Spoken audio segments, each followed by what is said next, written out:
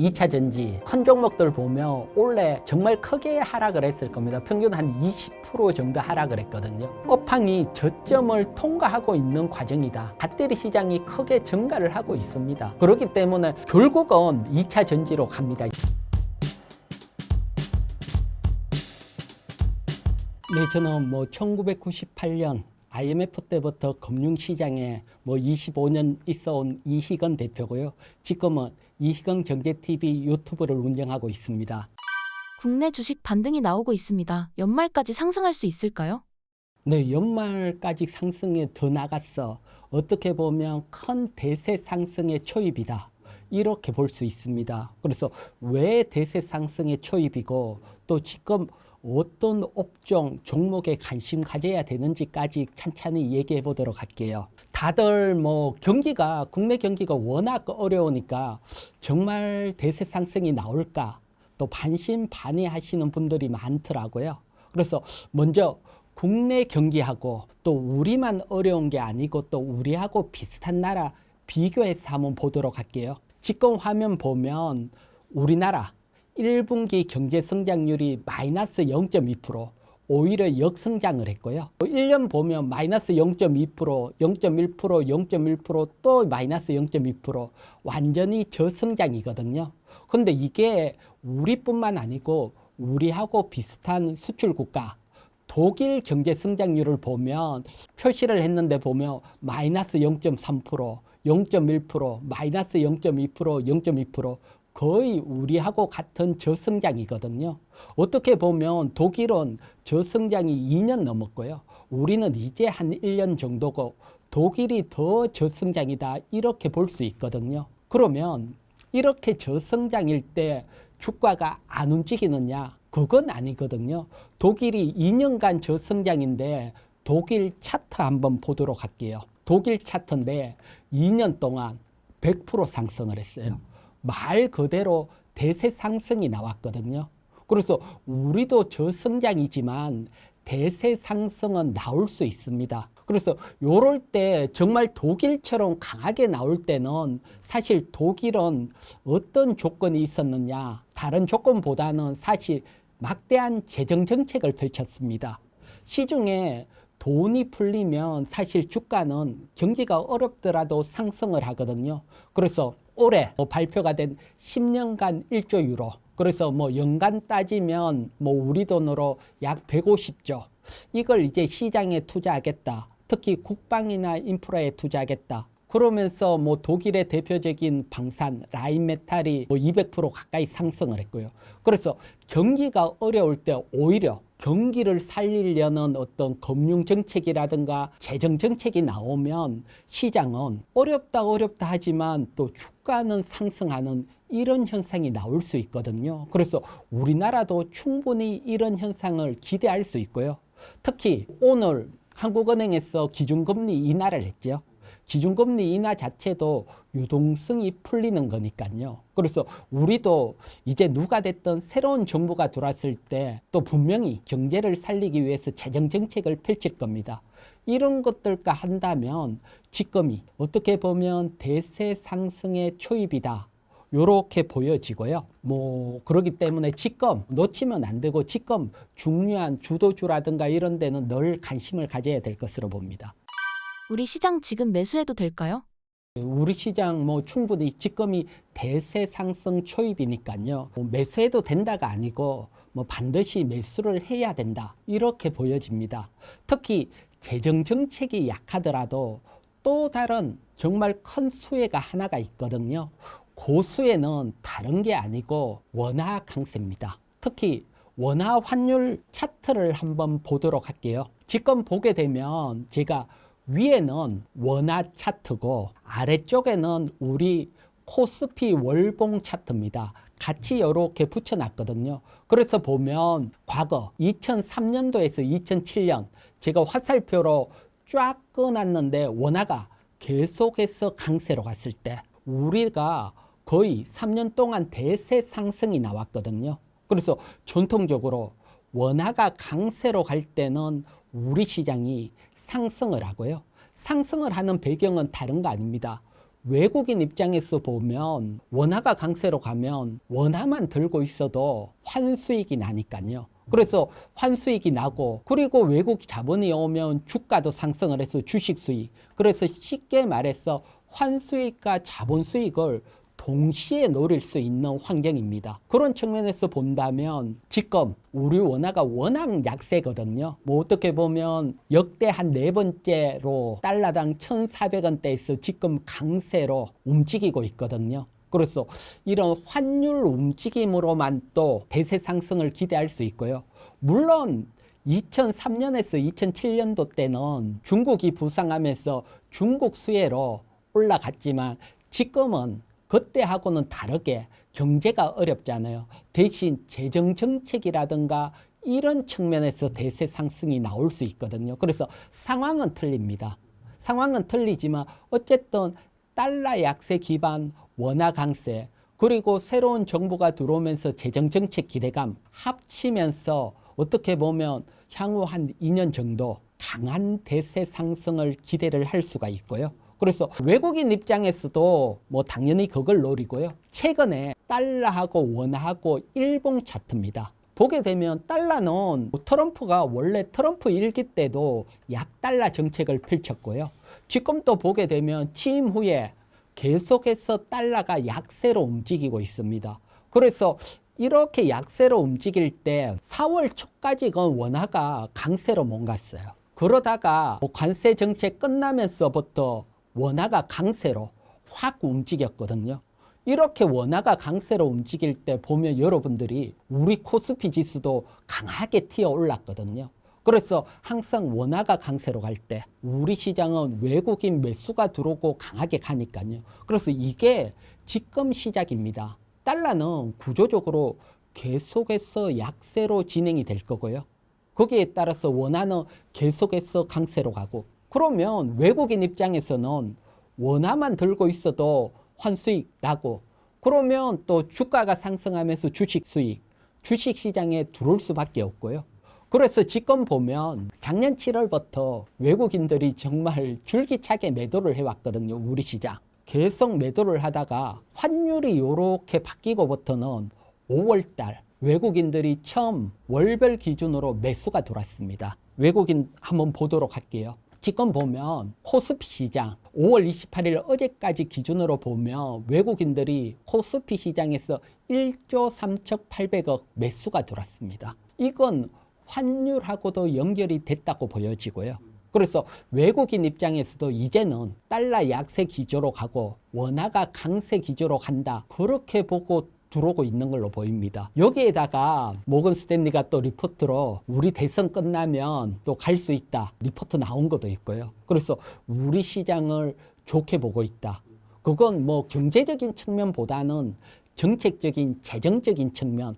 그러니까 어떻게 보면 이번에는 돈이 풀려서 움직이는 금융 장세 효과도 나올 수 있다. 그래서 그게 지금 나오고 있고요. 또 사실 주식시장에서는 외국인들이 계속 매도가 나왔는데 외국인들은 사실 원화 강세를 보고 미리 준비를 해놓은 게 있습니다. 뭘 미리 준비를 했을까 궁금해 하시는데 요거 한번 보도록 할게요. 요건 다른 게 아니고 지금 보시는 게 위로 상승하고 있는 빨간색 그래프는 채권 시장에서 외국인 비중입니다. 그리고 엷은 회색 그래프는 주식 시장에서 외국인 비중입니다.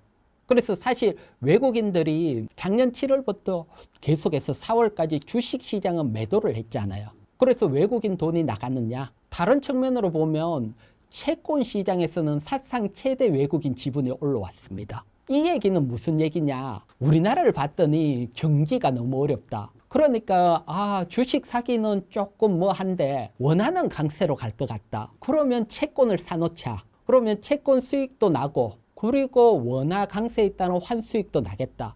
그러면서 역사 최대적으로 외국인 채권 시장 비중이 높아졌다. 이 또한 외국인들이 원화 강세로 보고 있다. 그런데 이제는 새로운 정부 누가 됐든 들어오게 되고 재정 정책까지 나오면 주식 시장도 상승할 거다. 스탠스가 조금 바뀌었다. 그러면서 앞에 보여드렸듯이 5월 달에 외국인들이 주식시장 또 들어오기 시작을 하고 우리 시장도 강하게 상승이 나오고 있다. 그래서 제가 이런 기조는 트럼프 집권 시작을 했기 때문에 1, 2년 계속 갈 걸로 보기 때문에 지금이 대세 상승의 초입이다. 이렇게 보여집니다. 그래서 지금은 당연히 주식을 매수해야 되고요. 미국의 경기 침체 이야기가 있는데 미국 경제는 어떻게 보시나요? 미국 경제에서 3분의 2가 소비거든요. 그래서 소비가 사실 살아있으면 미국 경제는 튼튼하다고 봐야 되는데 다양한 소비 지표들 뭐 많이 내는 것보다는 또 주식 관련이니까 제가 미국의 대표적인 주식 2개를 차트를 준비를 했거든요. 그래서 요거 차트를 보면 위에 있는 게 마스터카드고요. 아래에 있는 게 비자 카드입니다. 그런데 둘 다 신고가를 달성을 했어요. 이 얘기는 카드사가 신고가를 달성을 했다. 소비가 좋다는 거지요. 소비가 안 좋은데 카드사가 신고가가 갈 수는 없으니까요. 그러면 이렇게 카드사가 신고가를 내고 있다. 미국 시장의 3분의 2를 차지하는 소비가 좋을 걸로 미국 시장에서는 보고 있다. 이렇게 봐야 되죠. 그래서 요것만 보더라도 사실 미국은 뭐 경기 침체는 없다. 오히려 카드사가 상승하는 계기로 봤을 때는 미국 시장 나쁘지 않다. 요렇게 보여지고요. 여기에다가 다른 지표 또 하나를 보도록 할게요. 지금 보시는 지표는 위에 짙은 색 파란색은 M2. M2는 광의 통화량입니다. 즉 M2가 증가한다는 것은 통화량이 증가한다는 것은 시중에 유동성이 공급이 된다는 겁니다. 그래서 유동성이 공급이 될 때는 사실 기업 입장에서 봤을 때도 돈 구하기가 쉽고 소비도 늘어날 수 있고 그래서 유동성이 공급이 될 때는 사실 경기 침체가 잘 일어나지 않거든요. 여기에다가 밑에 점선으로 이렇게 표시되어 있는 거 요거는 나스닥 지수입니다. 그래서 소위 보면 2000년대, 2020년도 위기가 오고 이때 보면 M2 유동성을 확 증가시켜 버리잖아요. 그때 코스닥 지수도 확 상승을 하고요. 그리고 유동성이 줄어들 때 지수도 조정을 받았고 다시 점진적으로 유동성이 다시 증가하면서 나스닥 지수도 상승을 하고 그런데 이게 4월 달에 아직 지표는 3월까지 나왔는데 4월 달 발표가 됐는데 4월 달 M2가 2022년 넘어서 사상 최대로 기록을 했어요. 그래서 M2가 유동성이 사상 최대로 미국 시장 공급이 되고 있다. 이렇게 볼 수 있습니다. 그러면 뭐 미국 앞에 보여드렸듯이 소비 튼튼하고 유동성 공급되고 있다. 그러면 미국 시장이 좋을 수밖에 없죠. 그래서 기본적인 환경은 미국 시장 사실 경기 침체는 뭐 요 지표 2개만 보더라도 오지 않을 거라고 보여지고요. 대신 불안한 건 역시 트럼프 입이지요. 트럼프가 사실 뭐 어떤 정책을 펼칠지 워낙 불확실성하니까 거기에 따른 변동성이지 기본적인 경제 펀더멘탈 현재 상황으로는 경기 침체는 안 오고요. 또 트럼프가 워낙 이상한 짓을 해서 경기가 바뀌게 되면 또 문제가 생길 수 있지만 현재 가장 대표적인 뭐 소비라든가 유동성 측면에서 봤을 때는 상당히 견고하다. 이렇게 보여지고요. 그래서 미국 경제가 이렇게 침체가 오지 않으면 제가 앞에서 설명드렸던 기본적인 거 달러가 약세로 갈 거고 그럼 원화가 강세로 갈 거고 그러면 외국인 매수가 들어오고 우리 시장 상승한다. 이 전제 조건대로 움직일 확률이 매우 높다. 이렇게 설명을 드릴게요. 지금 어떤 업종, 어떤 종목에 관심을 가져야 할까요? 지금 상황이 사실은 주식 관심을 가지기에는 정말 좋은 상황이고요. 그래서 왜 좋은지도 사실 뭐 외국인 자본이 들어온다. 또 뭐 재정 정책이 나올 수 있다. 그렇다고 해서 모든 나라 주가가 상승을 하는 건 아니거든요. 하지만 우리나라 지금 요거 화면 한번 보시면 우리나라 PBR을 나타낸 거거든요. 요 PBR은 작년 재무제표고 5월 2일 기준입니다. 종가 기준으로 PBR이 0.8배입니다. 우리나라. 그만큼 저평가가 됐다는 거고요. 그런데 쭉 오다 보면 조금 짙은 신흥국이라고 표시되어 있는 게 있지요. 그게 1.8배입니다. 평균이. 이 얘기는 무슨 말이냐 하면 우리나라 주가가 2배 상승을 한다. 그러면 PBR이 1.6배죠, 지금. 그래도 신흥국 평균이 안 된다는 겁니다. 그만큼 저평가가 돼 있는 이런 데서 외국인 자금이 들어오고 또 새로운 정부가 들어오면서 재정정책 기대감이 있고 그러니까 정말 크게 상승할 공간이 있다는 겁니다. 그러니까 지금 관심을 가져야 되고요. 그러면 어떤 섹터에 관심을 가져야 되냐? 그래서 가장 기본적인 것들은 이렇게 한번 볼게요. 지금 보시는 게 코스피 일봉 차트고요. 그래서 2022년도 때는 시장이 확 상승을 할 때 2차 전지가 시장의 중심이 있었거든요. 이때 2차 전지가 계속 상승을 했고 결국 2차 전지가 꺾이면서 시장이 꺾였고요. 그 다음에 2024년도는 반도체가 상승을 했고 시장을 이끌었는데 7월 달부터 삼성전자부터 해서 반도체가 꺾이면서 시장이 꺾였고요. 이 얘기는 이번에 조선, 방산 여기서는 빠졌지만 원전 이런 애들이 상승을 하면서 시장을 끄집고 가고 있거든요. 그러면 시장이 상승을 할 동안은 이 주도주가 시장을 주도를 한다고 봐야 됩니다. 특히 요 중에서 최근에는 원전주 워낙 강하게 움직이고 있고요. 특히 원전 대장주 쪽이 두산에너빌리티 이런 쪽이 워낙 강하고 지금 시세를 분출을 했거든요. 그래서 여러분들이 두산에너빌리티도 월봉 차트로 이렇게 보면 정말 오래 고생을 했어요. 월봉 상단이 워낙 높은데 오래 고생을 하고 그리고 한 2년 동안 바닥에서 거래량이 막 터지다가 이제 추세로 움직이거든요. 이런 경우들은 생각보다 강하게 상승을 할 수 있거든요. 그래서 이런 원전주들은 조정이 나올 때마다 관심을 가져야 되고요. 그래서 뭐 원전주 그대로 보고요. 또 방산주도 계속해서 트럼프도 뭐 각 나라 방위는 스스로 해라. 방산주가 뭐 움직일 수밖에 없고 앞에서 독일도 방산에 대규모 투자를 하듯이 방산주 그 다음 뭐 조선은 뭐 다시 슈퍼사이클 속에 들어갔고요. 그래서 기본적으로는 이 종목들 조정이 나오면 관심을 가진다 생각을 해야 되고요. 그 이후에 또 지금 보면 새로운 정책 지주사라든가 그래서 점점 확대가 되고 있거든요. 확대가 되고 있으니까 기본 섹터 관심을 가지고 또 확대되는 섹터 또 보고 그래서 이번 상승은 강하게 가고 이런 상승이 가는 동안은 뭐 조선방산 원전 또 뭐 충분히 또 관심을 가져야 된다. 그래서 지금도 늦지 않았거든요. 시세를 뽑았지만 지금도 충분히 관심을 가질 수 있다. 이렇게 설명드리고 그 다음 중소형주들도 한번 보도록 할게요. 그래서 중소형 섹터도 보게 되면 지금 해외 쪽 특히 해외 쪽 성장하는 기업들 그래서 화장품 지금 해외에서 잘 나가고 있고 K푸드 마찬가지고 미용 의료기기 마찬가지고 또 뭐 조금 더 보면 엔터주들까지 그래서 해외 쪽에서 성장할 수 있는 섹터 요런 섹터가 중소형 섹터 중에서는 또 크게 움직일 수 있고요. 그래서 제가 또 2부에서는 여러분들이 또 중소형 섹터 중에 크게 움직이는 그 어떻게 찾는지 또 정책적으로 또 중소형주 중에 크게 가는 종목도 어떻게 찾는지 또 자세히 설명드리도록 하고요. 그래서 기본적으로 지금은 대세 상승 초입이다. 이제 5월 달에 외국인들이 매수가 들어오기 시작을 했고 또 새로운 정부에 따른 어떤 재정 정책 기대감 이런 것들을 봤을 때는 대세 상승 초입이니까요. 우리 국장 반드시 관심을 가져야 된다. 설명을 드릴게요. 크게 상승하는 종목 매수 방법을 준비하셨는데 설명 부탁드립니다. 오늘 사서 내일 수익 내는 건 아니고요.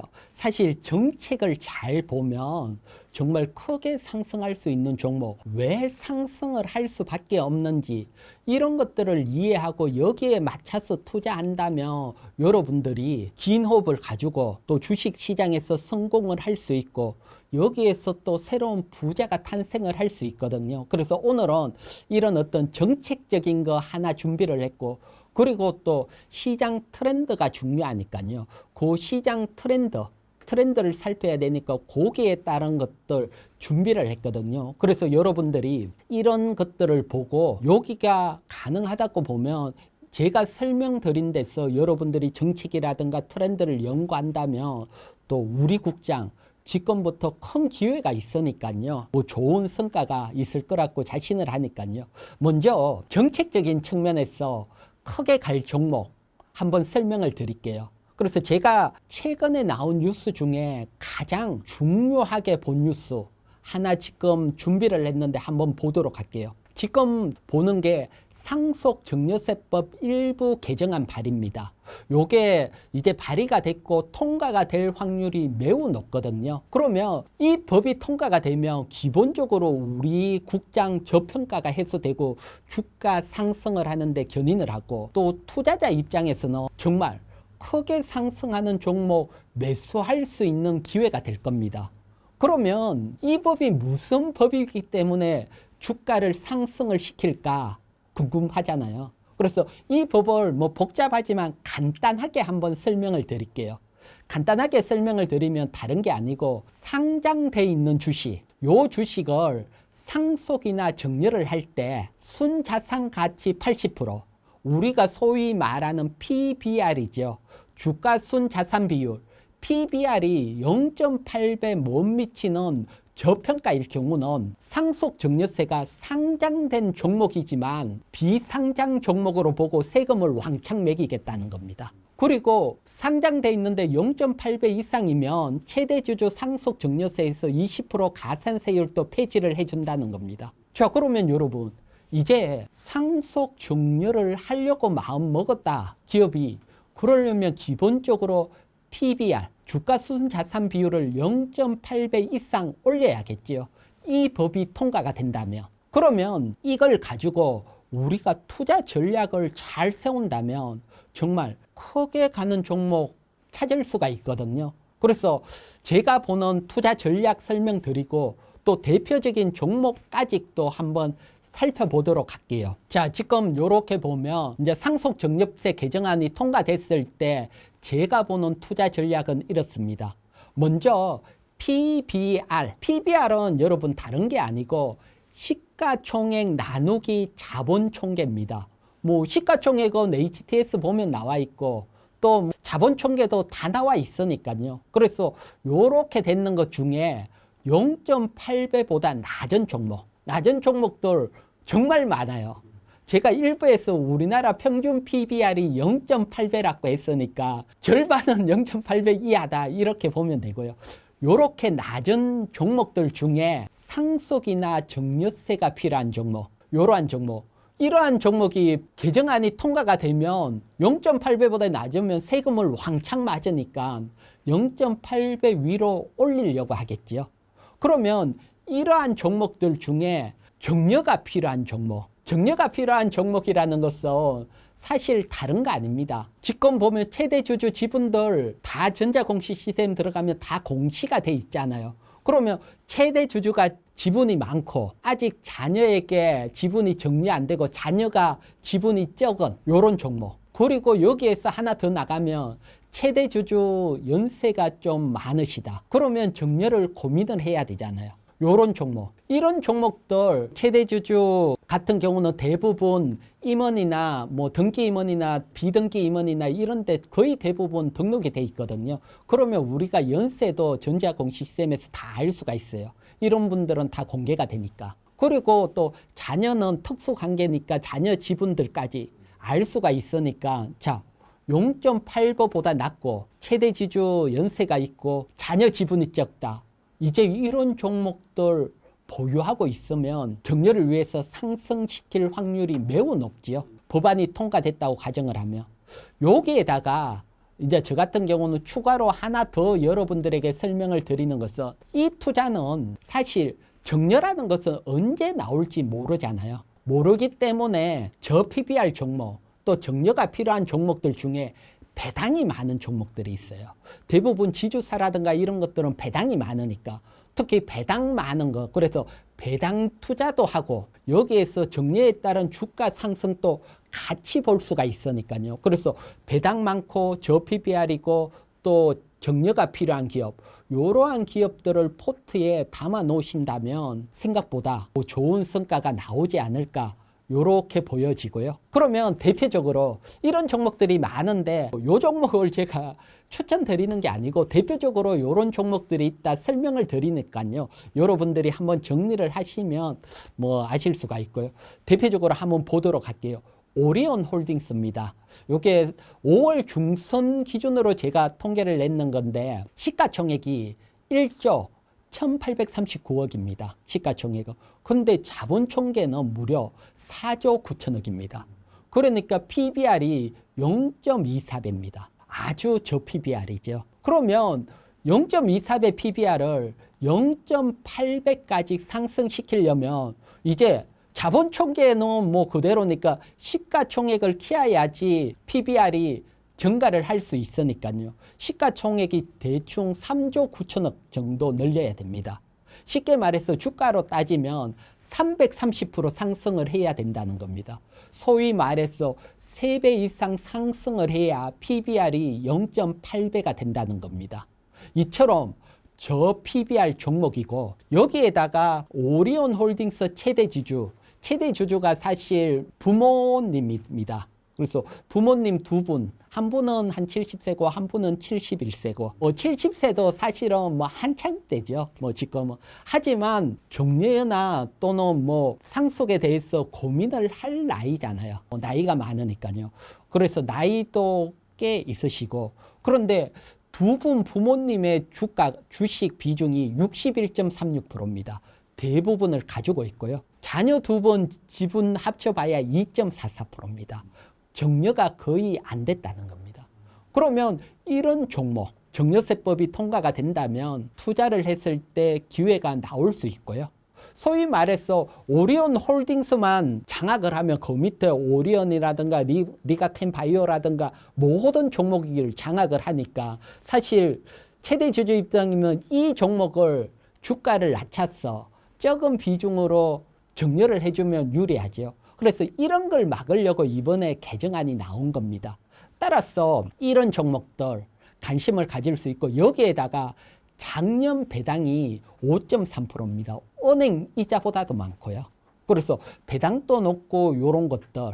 그래서 이런 것들도 어떻게 보면 정책적인 측면에서 여러분들에게 또 투자 기회가 나오는 거니까요. 그래서 이런 정책들 지금 많이 바뀌고 있고 이러니까 또 다른 정책이나 또 궁금하시면 또 저 이희경 정제TV 오시면 다양한 투자 기법 설명이 돼 있으니까 또 오셔서 한번 참고를 해보시고요. 그래서 이런 것들 상당히 좋은 투자 기법이 될 수 있으니까 천천히 또 배당 투자하시는 분들은 요거까지 또 감안을 하면 더 좋은 수익 낼 수 있을 것입니다. 어려운 내수 경기 속에서 내수주나 소비주로도 큰 수익 가능할까요? 충분히 가능하고요. 사실 우리나라 경제가 어려우면 내수가 점점 줄어듭니다. 그런데 이게 가능할까? 가능합니다. 한번 보도록 할게요. 지금 먼저 우리나라 내수가 얼마나 어려운지 그걸 먼저 보도록 할게요. 그래서 이렇게 보면 가장 중요한 게 저기 회색선으로 계속 상승을 하다가 회색선이 2022년부터 꺾였거든요. 그래서 요 회색선 그래프가 뭐냐? 소매 판매액 지수입니다. 소매 판매액이 증가를 하다가 꺾였다는 겁니다. 즉 소매 판매 소비가 줄어들면 자영업자들이 어려울 수밖에 없고 내수가 어려울 수밖에 없습니다. 그래서 지금 보면 정말 내수가 어렵다 이런 얘기가 계속 나오는 이유고요. 그래서 보면 이렇게 꺾였는데 꺾인 원인 중에 가장 큰 원인, 그건 뭐 다양한 원인이 있지만 지금 보시는 그래프는 인구 감소 그래프입니다. 보면 인구가 계속 증가할 때 앞에 소매 판매액 지수도 같이 증가를 했고요. 그리고 우리가 2021년부터 인구 감소로 들어갔습니다. 그러니까 2022년부터 소매액 판매 지수가 꺾이기 시작을 해서 지금까지 꺾여 있고요. 그러면 이렇게 소매 판매액 지수가 꺾였다는 것은 단순히 회복되는 게 아니고 인구 감소에 따른 구조적인 문제일 수 있죠. 그러면 앞으로 소매 판매액 지수가 계속 감소를 한다. 그러면 내수주나 소비주 어렵잖아요. 이걸 투자를 해야 될까 고민이 생길 수밖에 없는 상황입니다. 하지만 지금이 투자할 기회입니다. 제가 왜 이렇게 투자할 기회냐 설명을 드리는 것은 다른 게 아니고 일본 사례라든가 우리나라 사례를 보면서 우리보다 먼저 인구 감소를 겪은 게 일본인데 일본은 2008년부터 인구 감소를 겪었거든요. 이때 상황을 한번 보도록 할게요. 보면 대표적인 일본 음식료 왼쪽에 있는 것은 뭐가 하면 일본 음식료 상장돼 있는 세계사 대표적인 3사 해외 매출 비중입니다. 보면 2008년부터 인구 감소가 시작되면서 해외 매출이 거의 비슷하게 가다가 2012년부터 해외 매출이 확 성장하기 시작을 하죠. 해외로 눈을 돌릴 수밖에 없다는 거죠. 그러면 그 옆에 대표적으로 음식료 기업 키코망 주가를 한번 보도록 할게요. 보면 물론 뭐 아베노믹스 영향도 있지만 2012년부터 주가가 10배 상승을 합니다. 10배 가까이. 확 상승을 할 때 중요한 게 매출의 구조입니다. 매출의 구조를 보면 밑에 짙은 회색, 짙은 회색은 일본 자체 매출입니다. 보면 일본 자체 매출은 그대로 인구가 감소하니까 늘어날 수가 없고 오히려 줄어드는 측면이고요. 그리고 엷은 회색은 해외 매출입니다. 해외 매출이 폭발적으로 증가하면서 주가가 10배가 갔죠. 그러면 우리나라 기업들 이걸 모르고 있을까요? 당연히 이 상황들 제가 지금 설명드리는 상황들 다 알고 우리나라 기업들도 인구 감소 대비해서 또 소매 판매 지수 감소 대비해서 해외 판로를 뚫고 있고요. 여러분들이 K푸드 열풍 많이들 들어보셨잖아요. 거기에 따라서 일본보다도 빨리 벌써 우리나라는 이런 현상이 나올 수 있고요. 참고적으로 일본 주가도 보게 되면 해외 매출이 성장하는 기업과 그렇지 않은 기업들의 주가는 극명한 차이가 나왔거든요. 이게 지금 우리도 나오고 있고요. 그러면 음식료 중에 해외 매출이 가장 강하게 성장하고 가장 비율이 높은 기업 어딘가요? 여러분들도 알고 있는 삼양식품이죠. 삼양식품 보면 2021년부터 현재까지 10배 상승을 했거든요. 이때 해외 매출이 3,900에서 1조 3천억. 엄청나게 해외 매출. 앞에 일본 기업 보듯이 똑같이 증가하면서 주가가 10배 갔거든요. 그리고 작년만 하더라도 해외 매출이 65% 성장을 했고요. 그러면 이게 삼양식품 하나로 끝이 날까요? 그렇지는 않겠죠. 계속해서 이제 해외를 못 두드리고 삼양식품이 성공한 모델이 있기 때문에 다음 기업들이 나오면서 10배씩 이래 커지는 기업들이 나올 거다 이렇게 보여집니다. 내수주 어떤 종목에 관심을 가져야 할까요? 그러면 뭐 앞에 제가 뭐 해외 매출 그 다음에 뭐 또 매출 성장률 이렇게 설명을 했는데 삼양식품 다음으로 또 유명한 것 가능한 것들을 한번 보도록 할게요. 보게 되면 요거는 하나증권 리포트입니다. 하나증권 리포트를 보게 되면 먼저 올해 해외 매출 성장률 그래프입니다. 그래프를 보게 되면 삼양식품은 작년도에 65% 성장을 했는데 올해 39%로 성장률이 둔화될 것으로 보입니다.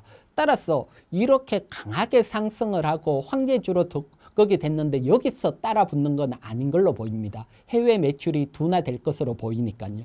그 다음에 풀무원이나 빙그레도 해외 매출 둔화로 뭐 예상이 되니까 요거보다는 우리가 관심을 가지는 것은 역시 해외 매출이 강하게 성장하는 거. 그래서 작년도에 비해서 올해 비율적으로 가장 강하게 성장할 것으로 리포트에서는 농심입니다. 농심. 워낙 농심은 사실 어떻게 보면 국내 시장을 장악을 하고 있었거든요. 또 삼양식품은 국내 시장에서 밀렸고요. 그래서 해외로 먼저 삼양식품이 뛰어나갔고 농심은 국내 시장에 좀 안주했던 측면이 있는데 삼양식품 보고 자각을 받은 걸로 보입니다. 여기에 따라서 또 5월달 공시를 냈는데 계획 방향에서 해외 성장시키겠다 이걸 또 강하게 얘기를 하더라고요. 그러면서 또 올해 예상 해외 매출도 늘어날 걸로 보이고 그렇다면 농심도 시간을 두고 해외 매출이 증가한다면 뭐 충분히 가능성이 있어 보이고요. 그 다음에 또 뭐 조금 생소하지만 KTNG 외국에 또 국내 담배가 인기더라고요. 그래서 KTNG도 증가할 걸로 예상이 되고 있고요. 그래서 요렇게 일단 증가할 것으로 예상되는 종목 관심을 가질 수 있고, 오른쪽 그래프를 보면 요거는 해외 매출 비중입니다. 전체 매출에서. 그래서 가장 많은 게 역시 삼양식품이고요. 그 다음째가 오리온이고요. 그 다음 CJ 그 다음 농심.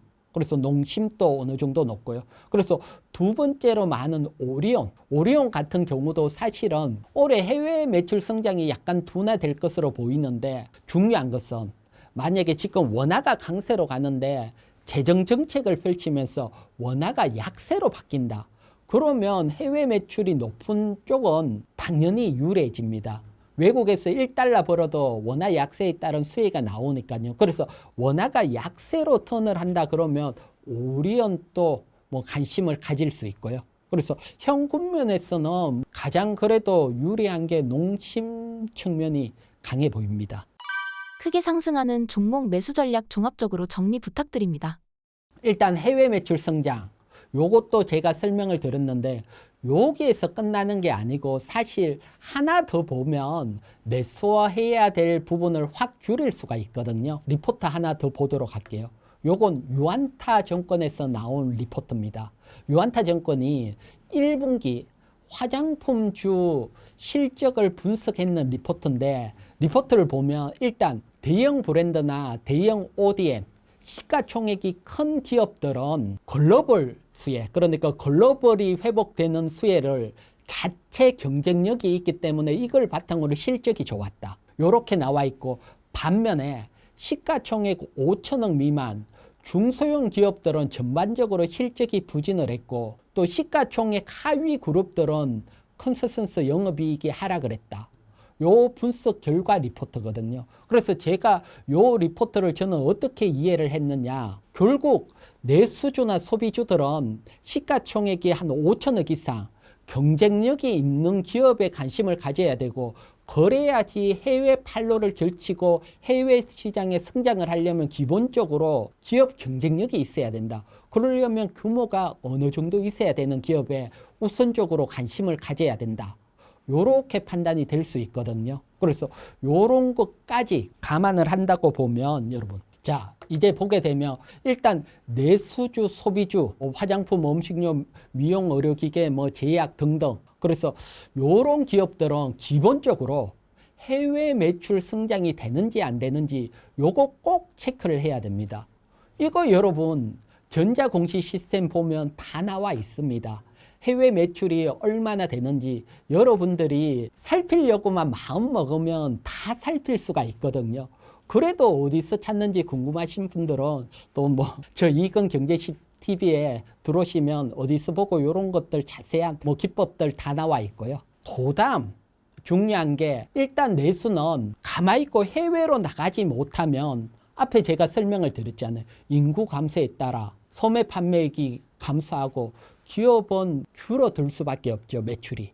그러니까 해외로 나갈 수 있는 어느 정도 기업, 그래서 시가총액 한 5천억 이상 요런 또 중견기업, 요런 기업들 속에서 관심을 가진다, 또 마음을 먹으시면 여기에서 내수주 중에 일단 매출 증가를 해야 되고, 매출 증가하려면 해외로 나가야 되고요. 현재 우리나라 상황에서는. 그리고 어느 정도 중견기업, 여기에 관심을 가지시라 설명을 드리고, 그 다음 또 종합적으로 제가 앞에 설명을 드렸던 것들 크게 가는 종목 찾으려면 상속 종료 중에 일부 개정안이 통과가 되면 저 PBR 종목, 요런 종목, 특히 이번에 보면 배당 소득세라든가 요런 것들이 또 수정되면서 지금 보면 지주사들이 상승을 하거든요. 그런 거하고도 연결이 돼 있다고 봅니다. 지주사들이 대부분 저 PBR 또 홀딩스로 상속 종료가 필요한 기업들이니까요. 그래서 요런 것까지 또 감안한다면 중소형주 볼 때 조금 더 넓은 시각으로 여러분들이 또 살필 수 있으실 겁니다. 2차 전지 하락 원인은 무엇인가요? 지금 여러분들이 2차 전지 큰 종목들 보면 원래 정말 크게 하락을 했을 겁니다. 평균 한 20% 정도 하락을 했거든요. 코스피 지수가 10% 상승인데 이렇게 하락을 했다는 것은 사실 원인이 있을 수밖에 없죠. 그래서 대표적인 원인 보면 전기차 시장은 증가하는데 국내 3사 배터리 업체들 뭐 시장 점유율이 감소를 하고 있고, 또 여기에다가 미국 RIA 전기차 구매 보조금 폐지 얘기가 나오고 있고, 그 다음에 실적이 안 좋아지고 있고, 실적이 어려우니까 유상증자, 자본 확충 리스크도 있고, 또 공매도도 늘어나고, 그래서 이런 것들 하나하나 분석을 하다 보면 언제 2차 전지를 관심을 가져야 될지 이런 것들이 자연스럽게 이해를 하실 수 있거든요. 그래서 한번 살펴보도록 할게요. 지금 보는 게 일단 배터리 시장입니다. 전 세계 배터리 시장은 계속해서 증가를 하고 있고, 올해 1분기만 하더라도 작년에 비해서 38% 증가를 했거든요. 그러니까 전기차에 관심은 가져야 됩니다. 전기차로 넘어가니까요. 그래서 이렇게 성장을 할 때 언제 관심을 가지느냐가 중요한데, 사실 시장이 성장을 할 때는 지금은 성자 독식입니다. 시장을 장악하는 기업이 다 가지는 거죠. 그래서 성자가 되지 않으면 밀리죠. 그래서 이 과실을 누가 차지하느냐, 이 싸움인데, 요게 조금 우리가 중국에게 밀리는 측면이 있습니다. 지금 보시는 것은 1분기 전기차 배터리 시장 점유율, 그것도 중국을 제외한 점유율입니다. 그래서 보게 되면 1분기만 국내 배터리 3사가 5.4% 감소를 했습니다. 글로벌 시장에. 중국은 그만큼 증가를 했고요. 특히 LG 에너지 솔루션만 보더라도 작년까지만 하더라도 중국 제외한 시장 1위랐거든요. 24.4%에서 22.3%로 줄어들었고요. 오히려 CLTL이 1위로 가장 크게 또 증가를 하고 있고요. 이처럼 사실 이런 경쟁력에서 증가를 해 가야지 시장에서는 기대감이 크고 관련주들이 움직이는데, 점유율이 줄어든다. 요건 사실 주식시장에서는 좀 부담스러울 수밖에 없는 사실입니다. 그래서 이런 점유율이 좀 반등이 일어나는지, 1분기보다 2분기에 점유율이 좀 늘어난다든가, 이런 것들은 뭐 반드시 살펴야 되고요. 그러면 왜 이렇게 줄어드는지 그것도 한번 살펴보도록 할게요. 그건 전체적으로 보면 사실 중국 시장은 중국 업체가 장악을 하고 있고, 미국은 우리가 장악을 하고 있고, 유럽에서는 중국하고 치열하게 경쟁을 펼치고 있거든요. 그래서 여러분들이 유럽 시장을 보게 되면 우리가 2021년만 하더라도 유럽 시장이 한 70% 장악을 했는데 작년에 40%대로 줄어들었어요. 그만큼 또 중국이 치고 올라가고 있고요. 그래서 유럽 시장에서 좀 밀리는 측면이 반영이 되고요. 또 반대로 보면 미국 시장. 미국 시장이 커진다면 우리가 장악을 하고 있으니까 점유율이 늘어날 건데, 미국 시장이 생각보다 커지지를 못하고 있습니다. 그런 상황 속에서 뉴스 하나 보도록 할게요. 요 뉴스를 보게 되면 IRA 보조금 폐지 뉴스거든요. 그래서 요게 이제 다른 것보다는 트럼프 감세 정책 법안 속에 어떤 내용이 있냐고 하면, 기존에 바이든 때 전기차를 사면 $7,500 세액 공제를 해주는 거, 요게 대부분이 올해까지만 하고 내년부터 폐지가 됩니다. 그러면 세액 공제하다가 안 주면 전기차 시장이 더 빠르게 성장하기는 어렵잖아요. 그래서 이런 측면이 있기 때문에 또 미국 시장이 빠르게 성장하지 못한다. 이런 것까지 맞물리면서 우리가 줄어들고 있는데, 어느 순간은 또 미국도 워낙 자동차로는 큰 시장이니까 성장할 날이 올 겁니다. 그렇게 되면 우리가 또 힘을 내고 어느 순간 주가가 움직이고, 하지만 당장은 그렇지 않고요. 특히 제가 봤을 때는 요 IRA 폐지 법안이 주가는 크게 영향을 미칠 걸로 보입니다. 뭐 사실 이게 알려진 뉴스랐잖아요. 트럼프가 되면 그럴 거다. 알려진 뉴스인데 왜 나올 때마다 주가가 흔들리느냐, 이건 언론 잘못이다, 이렇게 하기보다는 시장이 반응을 하면 그걸 그대로 받아들여야 되죠. 그러면 시장이 왜 그렇게 반응을 할까? 제 생각을 한번 설명을 드릴게요. 지금 보시는 것은 에코프로 BM 월봉 차트거든요. 그래서 보면 한 2021년도에 확 크게 상승을 하고, 그리고 2022년 이렇게 계속 횡보를 해가고 있었거든요. 그러다가 2022년 8월 달 바이든 정부 때 IRA 법안이 통과가 됐어요. 그러면 미국 시장이 커진다, 보조금까지 주니까. 그러면서 2023년 크게 슈팅이 나왔어요. 그 기대감을 가지고 정말 크게 상승을 했거든요. 그런데 이제 그 기대감이 없어진다는 겁니다. IRA 법안이 폐지될 수 있다. 그러니까 얘기가 나올 때마다 앞에서 크게 갔기 때문에 충격을 받을 수밖에 없다. 저는 이렇게 보여집니다. 따라서 알려진 악재지만 이번에 하원을 통과했고 상원 통과가 남아있거든요. 상원까지 통과되고 이게 결정이 되면 그때 또 한 번 출렁임이 나올 걸로 보여집니다. 그건 다른 것보다 앞에 워낙 우리가 기대감으로 크게 반영이 돼 있기 때문에 그래서 2차 전지도 악재도 다 틀어버려야 주가가 반등할 수 있는 계기가 나오잖아요. 그래서 요런 상원 통과, 그러니까 감세 법안 상원 통과까지 보고 또 관심을 가지는 게 유리하지 않을까 생각이 됩니다. 2차 전지 1분기 실적은 어떤가요?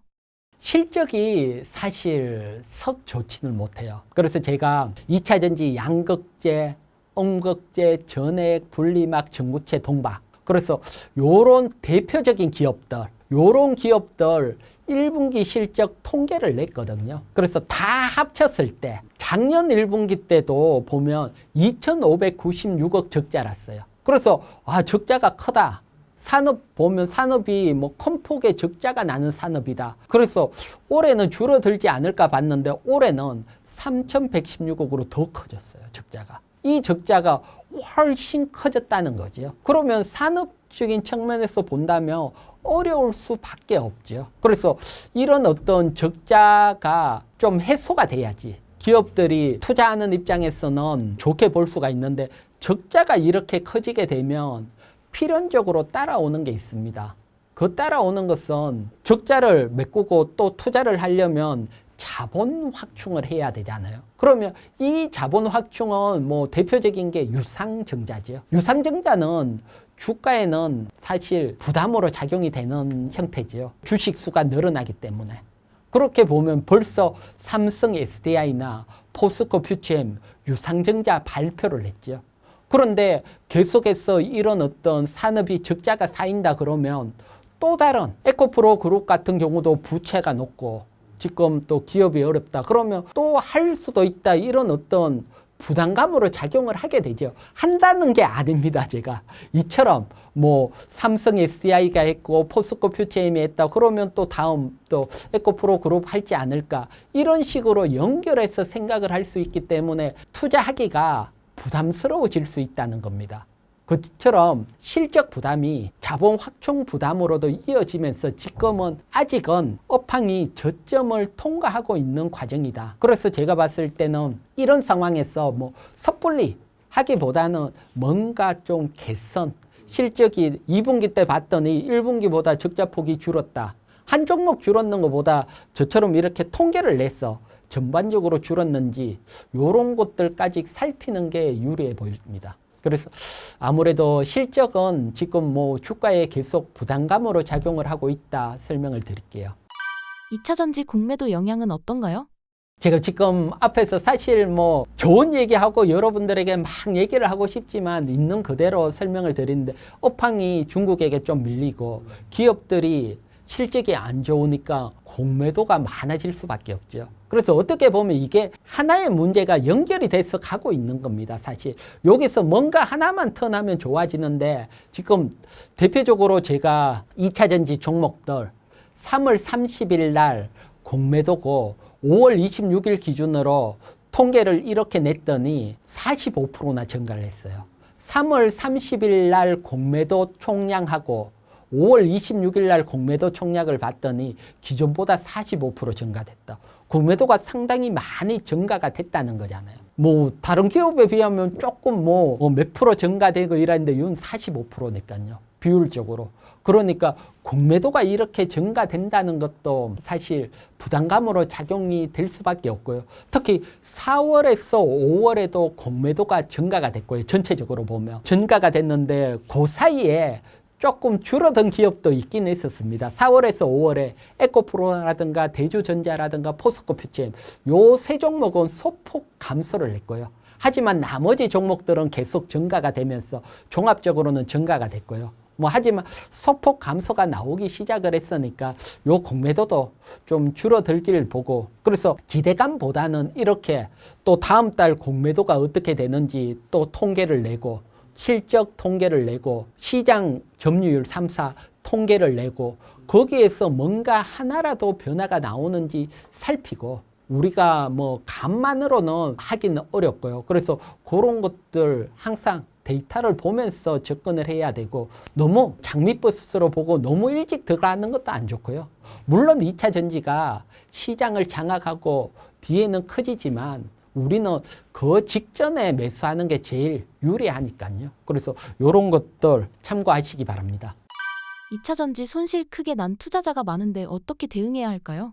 그러신 분들, 또 2차 전지 손실이 나신 분들, 또 새로 접근을 하시려고 마음 먹으신 분들, 이러신 분들 제가 지금까지 쭉 설명드린 걸 놓고 한번 설명을 드릴게요. 먼저 기본적으로 아래쪽 그래프 보면 2차 전지 시장, 배터리 시장이 크게 증가를 하고 있습니다. 그렇기 때문에 결국은 2차 전지로 갑니다. 2차 전지로. 과거에 전기차하고는 조금 다르지만 태양광 때도 보면 기대감으로 크게 상승을 했다가 50% 이상 확 크게 조정을 받고 오랜 시간 횡보를 하다가 매출액이 증가되면서 대중화가 오면서 직전 고점을 넘어서 확 크게 상승을 했거든요. 그래서 뒤쪽에 이런 어떤 상승이 남아 있습니다.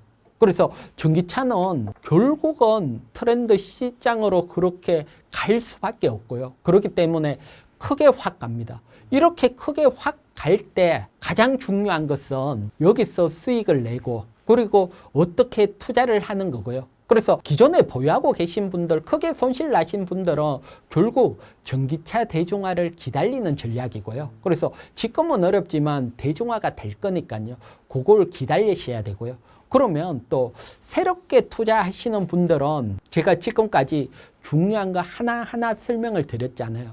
특히 국내 3사 전기차 배터리 시장 점유율이 감소를 하고 있다 했잖아요. 그래서 요 점유율이 계속 발표를 하고 있거든요. 보다가 조금 반등을 한다. 요런 것들이 나오게 되면 한번 투자를 해볼까 관심을 가질 수 있고요. 그 다음에 미국 보조금이 워낙 크게 우리가 주가에 반영이 된 측면이 있기 때문에 상원까지 통과가 되고, 이런 더 이상 뭐 보조금 뉴스가 나와서 악재로 작용이 안 될 게 알려진 악재지만 우리가 크게 반영이 된 측면이 있기 때문에 또다시 또 흔들릴 수가 있거든요. 그래서 그런 것까지 뭐 통과가 되고 아예 악재는 털어버리고요. 그런 상황.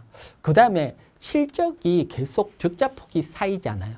그래서 적자폭이 쌓이면 유상증자라든가 LG화학처럼 뭐 또 교환사채 발행이라든가 다양한 측면의 자금 확충이 나올 수 있으니까 요런 실적이 일단 또 돌아서는지 요런 것들도 중요하니까 매 분기마다 실적 늘 한 종목이 중요한 게 아니고 산업 전체 통계를 내는 게 중요하니까요.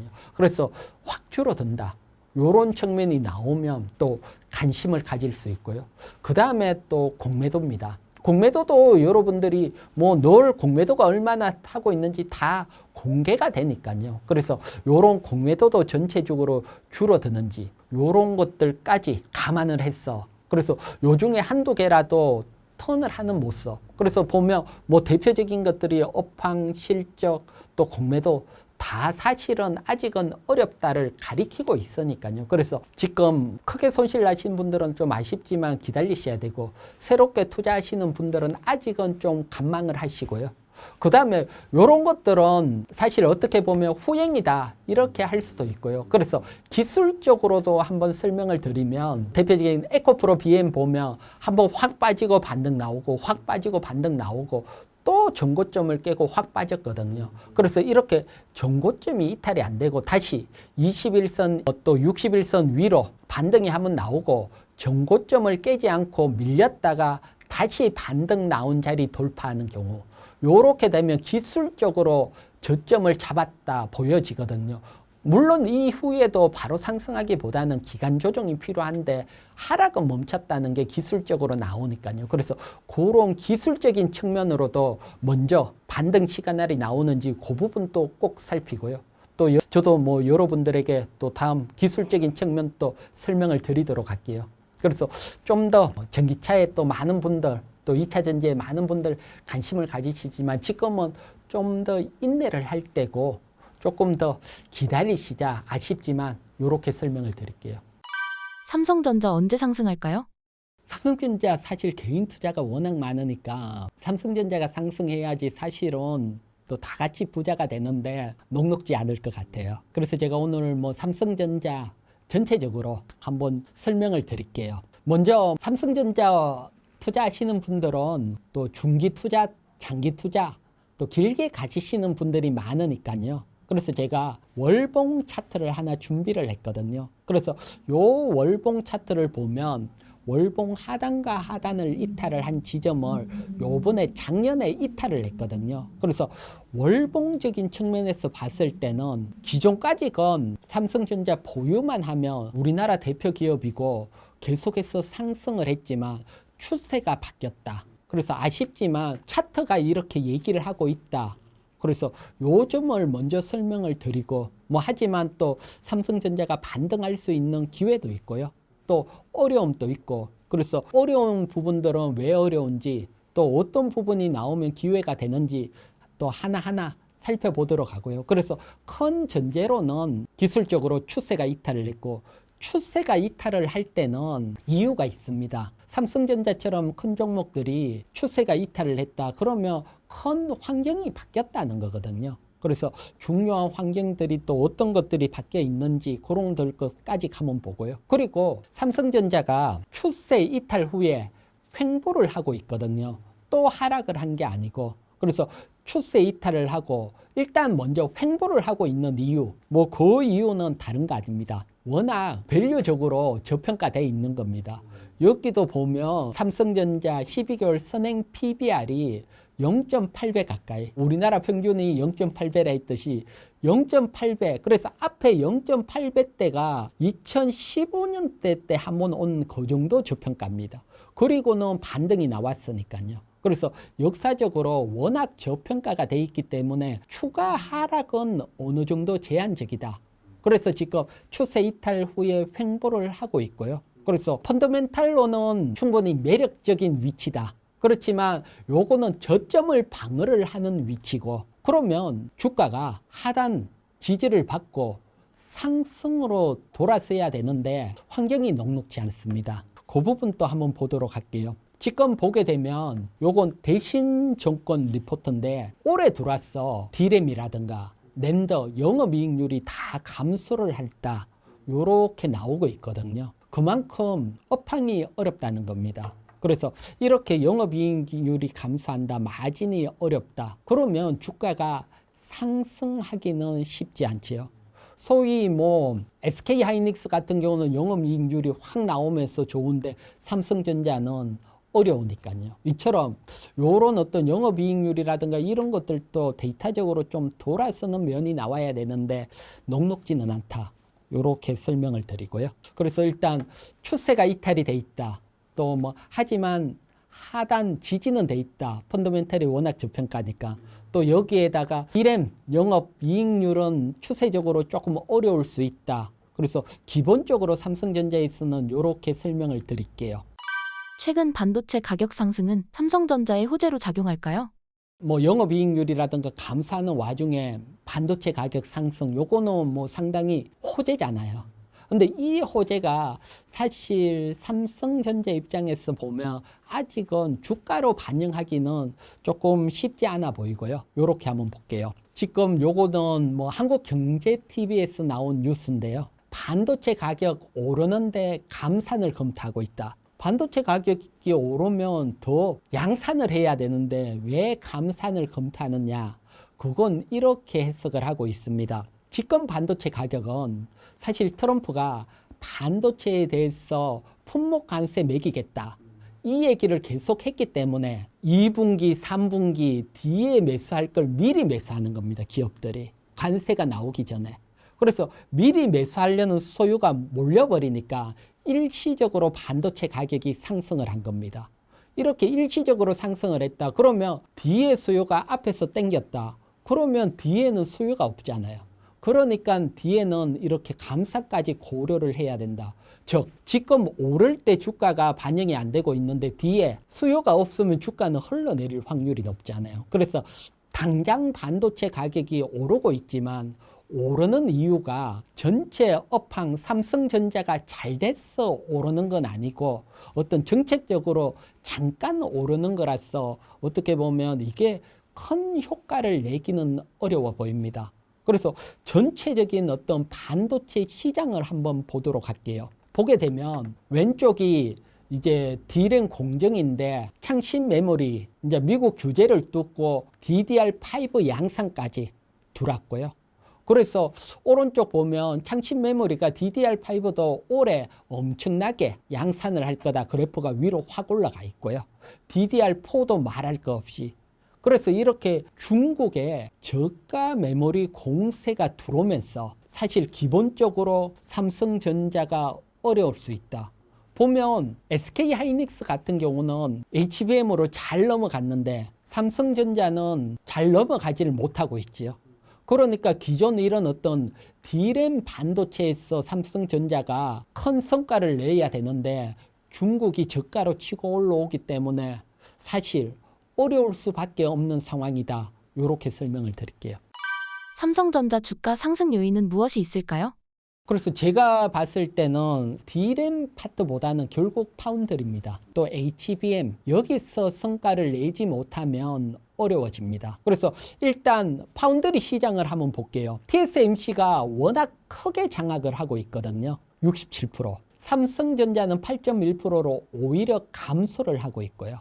그래서 여기에서 어떤 효과를 내지 못하면 삼성전자 주가 상승에 좀 어려울 수 있고요. 하지만 조금씩 해가 뜬다 그래야 되나? 조금씩 삼성전자에게도 좋은 볕이 들어오고 있다. 이제 어떻게 보면 새롭게 움직일 수 있는 기회가 나올 수도 있는데 최근에 닌텐도 스위치 2 메인 반도체 수주를 했고요. 요 수주도 그래도 어느 정도 희망이 보이고 그 다음에 여기에서 정말 중요한 것은 엔비디아 HBM3 퀄 테스트가 정말 중요합니다. 사실 이게 왜 중요하냐? 퀄 테스트 통과되면 사실 엔비디아로부터 많은 거 받지는 못해요. 왜? 미리 잘하고 있는 SK 하이닉스나 마이크론이 있으니까 위험 부담스럽게 또 새로운 데 물량을 띠가 많이 줄 필요는 없잖아요. 그래서 엔비디아 쪽에서 효과를 내기보다는 어떤 효과가 있냐? 지금 TSMC가 워낙 슈퍼 값으로 불만이 많아요. 불만이 많은데 다른 데 주고 싶은데 살펴봐도 삼성전자밖에 없는데 삼성전자가 아직 퀄 테스트도 통과를 못한다. 주기가 부담스럽지 않아요. 그래서 아직도 기술력으로 인정을 받지 못한다고 생각할 확률이 높아요. 그런데 엔비디아가 퀄 테스트 통과 오케이 양산 들어가자. 그러면 이제 TSMC라든가 이런 데 불만이 생긴 쪽이 삼성전자로 들어올 수가 있거든요. 그래서 일단 제일 중요한 게 요 퀄 테스트 통과. 요게 통과가 되면 주가는 지금 횡보를 하다가 어느 정도 7만 전자까지도 우리가 기대를 해볼 수 있고요. 그래서 반등이 나올 수 있고 그 다음에 또 삼성전자가 얘기를 했는데 모바일용 3나노 제품 양산을 한다든가 지금 뭐 양산 계획 발표 얘기 언론에서 나오고 있는데 이런 것까지 이루어진다. 그러면 다시 한번 삼성전자가 움직일 수 있는 기회가 될 수 있거든요. 그래서 제일 첫 번째 퀄 테스트 통과. 그래서 시장 환경은 삼성전자 수주를 받을 수 있는 환경인데도 기술력을 의심을 하니까 그 기술력 해소를 해주는 게 이 엔비디아 퀄 테스트 통과니까요. 통과됐다. 그러면 또 기본적으로 한 7만 전자까지 또 기대해 볼 수 있다 설명을 드릴게요. SK 하이닉스는 상대적으로 강한 모습인데 지금 매수해도 될까요? 반도체 중에서는 일단 SK 하이닉스가 가장 낮고요. 이거 지금 매수해도 되냐? 요렇게 설명을 드릴게요. 보면 5월달 외국인 기관들이 코스피 시장 매수를 많이 했거든요. 그래서 매수 상위 종목 10종목 제가 준비를 했는데 외국인들이 제일 많이 매수한 게 SK 하이닉스예요. 그래서 지금 외국인들은 매수하고 있다. 이렇게 설명을 드리고 금융투자 대표적인 기관인데 기관도 SK 하이닉스를 매수하고 있어요. 그래서 양대 가장 큰 메이저 외국인과 기관이 동시에 매수하고 있다. 요렇게 답변을 대신하고요. 그래서 요렇게 매수하는 것은 뭐 다 이유가 있겠죠. 걔네들이. 그리고 나온 김에 하나 분석을 하면 외국인과 기관은 투자 스타일이 확 달라요. 외국인들 여러분 요렇게 한번 딱 보시면 두산에너빌리티, 효성중공업, HD현대일렉트로 원전 관련입니다. 그 다음에 삼성중공업, 현대미프, 조선, 그 다음에 현대로템, LIG넥슨, 방산, 말 그대로 지금 주도주, 원전, 조선, 방산에 집중을 하고 있고요. 금융투자는 이들 종목 매수를 안 해요. 이들 종목 매수 안 하고 오히려 뭐 소외되어 있는 금융주들, 요번에 금융주들 많이 움직였는데 기관들이 금융주, 그 다음 한국전력이나 SK텔레콤 좀 관심 안 가지는 쪽 주로 매수를 하고 약간 차이가 있다. 요 설명도 드리고 대신 SK하이닉스는 동시에 다 매수를 했다. 요게 호재로 볼 거고요. 요게에다가 오늘 지금 녹화하고 있는데 오늘 새벽에 엔비디어 실적 발표가 났죠. 엔비디어가 정말 호실적을 냈거든요. 1분기가 매출액이 작년 대비 69%확 증가를 한 433억 달러. 계속해서 크게 성장을 하고 있고요. 여기에 그치지 않고 2분기는 더 늘어난 450달러 예상을 한다 했거든요. 그래서 엔비디어 호실적은 사실 아쉽게도 삼성전자는 별 반응하기가 쉽지 않아요. 대신 SK하이닉스는 호재로 반응을 할 걸로 보여지고요. 그리고 여기에다가 최근에 여러분들이 뉴스를 보시면 D램 반도체 점유율에서 SK하이닉스가 처음으로 삼성전자를 제꼈습니다. HBM을 등에 업고 이런 것들을 봤을 경우 사실 삼성전자보다 SK하이닉스가 훨씬 투자하기에는 유리한 국면이고 앞서가는 1등주다 반도체에서 그렇게 보이기 때문에 저는 지금이라도 관심을 가질 수 있다 설명을 드릴게요. 반도체주 소부장 투자 전략 설명 부탁드립니다. 소부장들도 사실 계속 어려움을 겪었습니다.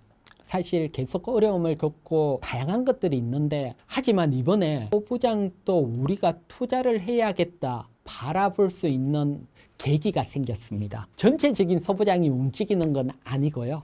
하지만 어떤 계기냐 그것도 한번 설명을 드릴게요. 요건 하나증권 리포트인데 올해 SK하이닉스가 신규 투자를 합니다. 신규 라인. 신규 투자를 보면 최근 중에 올해 가장 많이 투자를 합니다.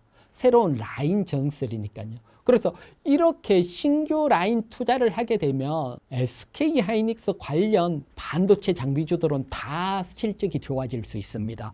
역대급으로 투자를 하거든요. 그래서 보면 2023년, 2024년 상대적으로 2022년도 때 비해서 줄었고요. 2022년 보면 확 장비주들이 상승을 했었거든요. 근데 이번에는 역대급도 투자한 거 요게 하반기입니다. 하반기 투자 예상이.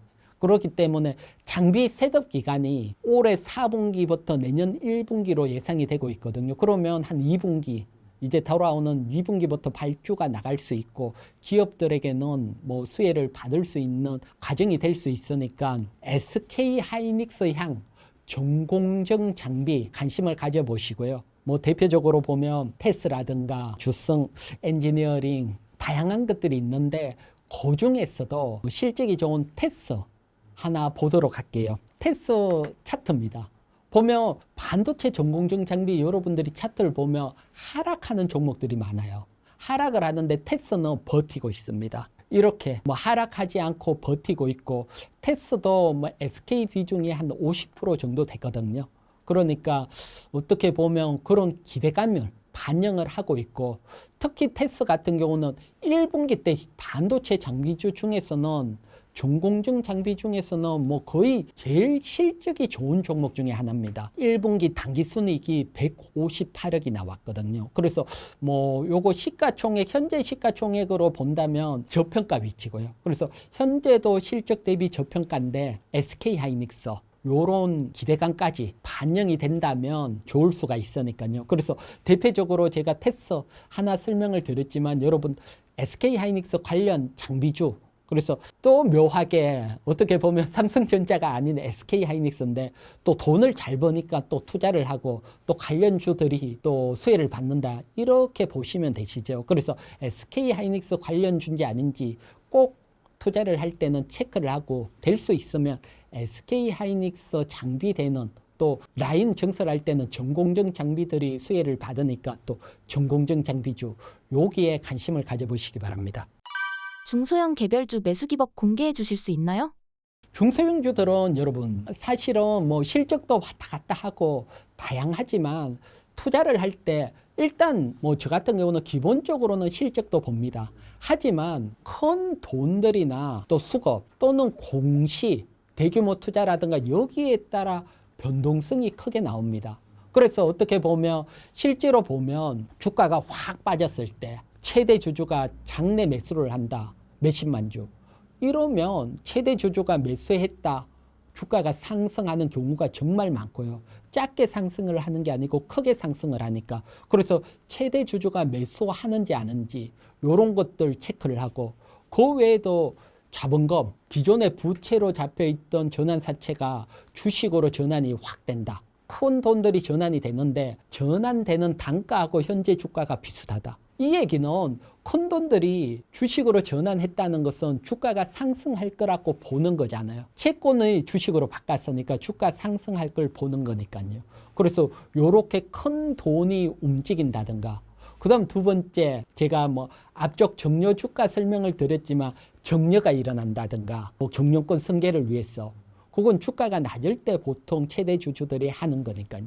그래서 요런 어떤 일들이 일어나는 기업들 요런 기업들 관심을 가지신다면 생각보다도 크게 움직이는 종목 구할 수가 있고요. 그래서 요런 어떤 여러분들이 업황, 차트 이런 공시들 공부 많이 하잖아요. 요런 거 공부하셨으면 그 다음 공시 공부라든가 요런 것들도 필수거든요. 어디에서 봐야지 이런 정보들이 나오는지 요런 쪽 공부를 하시고요. 또 공부하실 분들은 저 이익은 경제TV에 다양한 것들 공시 전략도 업로드 돼 있으니까 또 함께 참고해 보시고요. 그러면 전반적으로 또 중소형주의 중요한 한 파트니까 여러분들이 공부하시라고 설명을 드리는 겁니다. 신사임당 구독자분들께 한마디 부탁드립니다. 네, 여러분, 뭐, 다들 사실 작년에 국장 탈출이 지능선이다. 다들 힘들었죠. 올해는 반대입니다, 여러분. 이제 국장이 시작이니까요, 여러분. 지금 기회를 놓치면 안 됩니다. 지금 여러분들이 잘 투자를 하신다면 이제 한 1년이 지나면 큰 수확, 성과가 나올 수 있으니까요. 다들 이번 기회에 좋은 종목으로 성공 투자하시기 바랍니다.